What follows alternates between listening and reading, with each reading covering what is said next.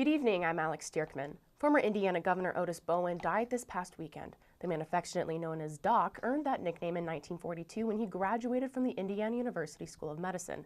Bowen served in World War II, and the GI glasses he wore became his signature as he entered politics, eventually becoming the first governor since the 1850s to win 2 consecutive terms in office. The co-director of Ball State University's Bowen Center for Public Affairs, Sally Jo Vasico, says Bowen was a man of virtue. That sincerity. And also, I think in the years that I've gotten to know him, that little twinkle in his eye, which is, it's a quality that, you know, you could always tell that, oops, well, okay, something's coming, because this little twinkle, this little glint is there, and this little smile is coming. Bowen also served as Ronald Reagan's Secretary of Health and Human Services.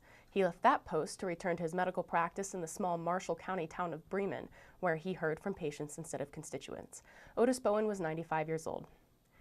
After traveling to Turkey last week, U.S. Senator Joe Donnelly is emphasizing he does not support the use of American troops on the ground in Syria.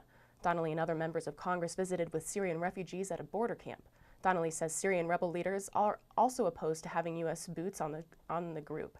He says a no-fly zone over Syria, establishing an international safety zone for refugees and opposition members, and providing limited weapons to opposition fighters are all possible alternatives. And Indiana schools resumed full standardized testing loads today after server problems grounded the first 2 days of statewide ISTEP exams last week. More than 90% of Indiana schools administer the standardized tests online to elementary and middle school students. Last week's issues raised questions about whether this year's ISTEP scores should be used in teacher evaluations or school ratings. The testing company's website showed no outages through Monday's testing. And here's a look at the weather. Tomorrow the high will be 71 degrees with a 30% chance of thunderstorms, and the low tomorrow night will be in the mid-50s. And here's a look at the 5-day forecast. Wednesday, the high will be 75 degrees with a 20% chance of thunderstorms, and there's a higher chance of thunderstorms Thursday through Saturday. Thursday, the highs will be in the mid-70s, lows around 60 degrees. Friday, the highs will be in the lower 70s, lows in the upper 50s. And for more on these and other stories, go to indianapublicmedia.org.